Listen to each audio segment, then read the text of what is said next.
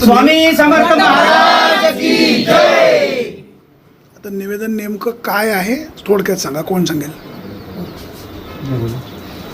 आम्हाला काल ओतूर पोलीस म्हणजे आमचे ओझरचे स्वामी सेवेकरी जे संस्थापक गुरुवर्य अरुण महाराज यांना मारहाण झाली, त्या संदर्भात आम्ही ओतूर पोलीस स्टेशनला काल आमचा 100 ते 150 लोकांचा मॉब तिथं जमला होता. त्याच्यावर आम्हाला ओतूर पोलीस स्टेशनमध्ये चांगल्या प्रकारे सहकार्य केलेलं नाही आहे आणि उलट आमच्या सेवेकऱ्यांवर काही गुन्हे दाखल केलेले आहेत.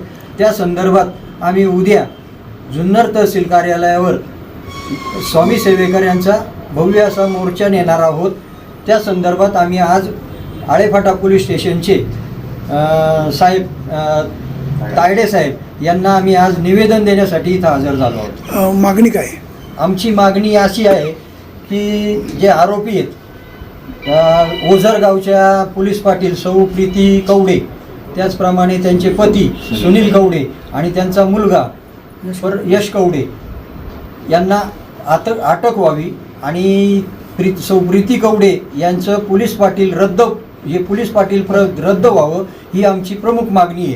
त्याचप्रमाणे ओतूर पोलीस ठाण्याचे सहाय्यक पोलीस निरीक्षक कोण असतील त्यांनी आमच्याबरोबर म्हणजे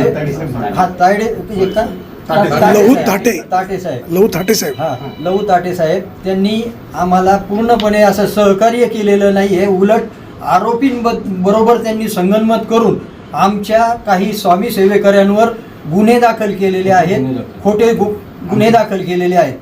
आमची दिशाभूल केलेली आहे. तुमची मागणी काय मग? तर त्या ताटे साहेबांची खातेनिहाय चौकशी व्हावी आणि त्यांचं निलंबन व्हावं ही आमची प्रमुख मागणी. तहसील कचेरीवर किती वाजता मोर्चा आहे? 11 वाजता सकाळी. साधारण किती लोक सहभागी होतील? साधारण 1000 ते 1500 लोक सहभागी होतील. सेवेकरी किती येऊ शकतात? सर, आता तुम्हाला निवेदन प्राप्त झालेलं आहे, तुम्ही यांना काय विनंती कराल, काय आवाहन कराल, कसा मार्ग निघेल? माझ्या तर प्रशासनाच्या वतीने मी यांची जी मागणी आहे वरिष्ठांपर्यंत पोहोचवणारच आहे आणि यांचं जे काही आहेत अडचणी म्हणजे जसं की एकतर यांना कॉपरेशन मिळालेलं नाही, त्या संदर्भात वरिष्ठांशी बोलून यांच्या भावना आम्ही वरिष्ठांपर्यंत पोहोचवतो आणि जे गुन्हे दाखल झालेले आहेत त्याच्यामध्ये कायदेशीररित्या पूर्णतः कारवाई होईल असे वरिष्ठांच्या वतीने मी आश्वस्त करू इच्छितो.